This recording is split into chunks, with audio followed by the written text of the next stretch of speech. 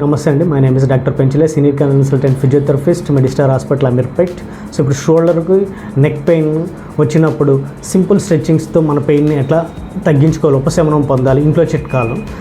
So ఈ stiffness, neck discomfort అయినా, shoulder discomfort అయినా sir simple stretches, side stretches, side flexion, so forward bending, backward bending, so shoulder abduction, shoulder rotations.